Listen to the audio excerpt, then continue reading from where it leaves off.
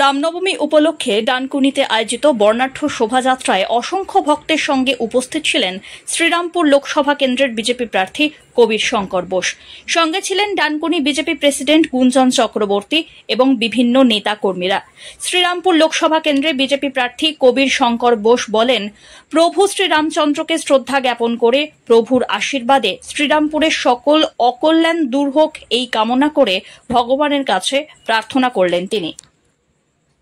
আদর্শ হচ্ছে স্বয়ং শ্রী রামচন্দ্র, আদর্শ পিতা, আদর্শ স্বামী, আদর্শ পুত্র এবং সর্বোপরি আদর্শ নির্মতি হচ্ছেন ভগবান শ্রী রামচন্দ্র।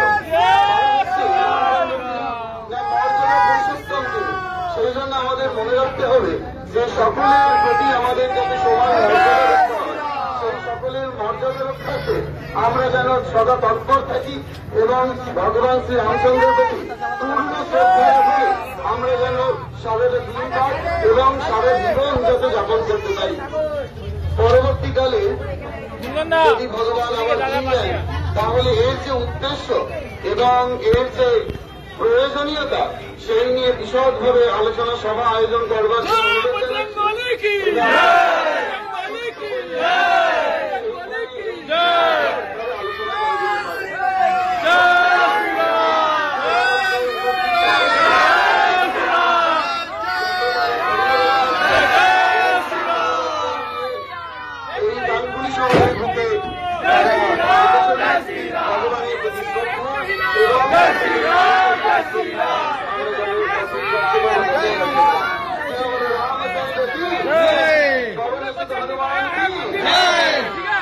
हमने वचन निभाया है,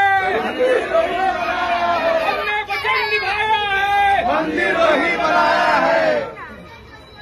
সকল সনাতনী বন্ধু রাজভক্তদের কাছে অনুরোধ করছি, আপনারা যেখানে জড়িত